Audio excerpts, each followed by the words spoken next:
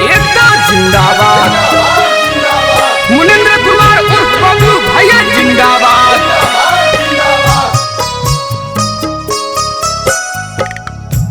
यज्ञ माई हमर मुनिंद्र भैया गरीब लोग के जन्म जी आज सुनल ही ऐसा जहाँपुर पंचायत में बहुत न करना मामा जी आज बड़ी न करना मामा जी आज बारे बारे मामा जी आज फिर से मुनिंद्र भैया के पंचायत समिति बनाई हाजी आज सुनल ही दुनिया में प्रखंड में बहुत ही न करना मामा जी।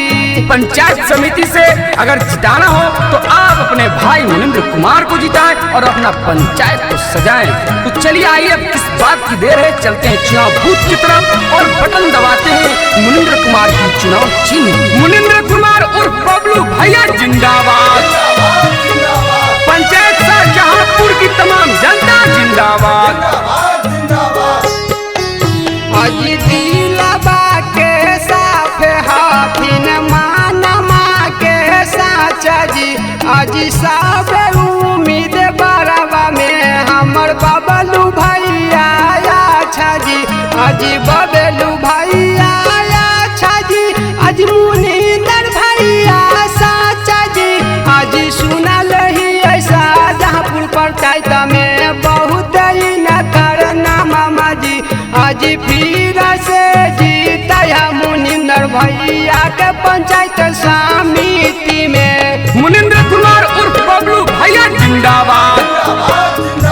पंचायत शाहजहांपुर की तमाम जनता जिंदाबाद। हमारी एकता जिंदाबाद। मुनिंद्र कुमार उर्फ बबलू भैया जिंदाबाद।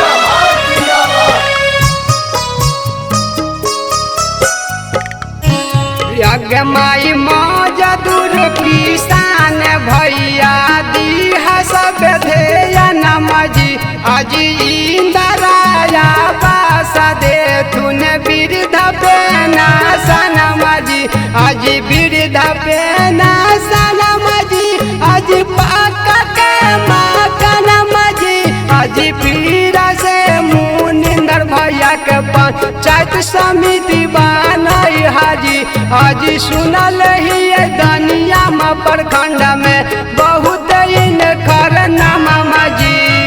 मुनिंद्र कुमार उर्फ बबलू भैया जिंदाबाद। पंचायत शाहजहांपुर की तमाम जनता जिंदाबाद। हमारी एकता जिंदाबाद। मुनिंद्र कुमार उर्फ बबलू भैया जिंदाबाद।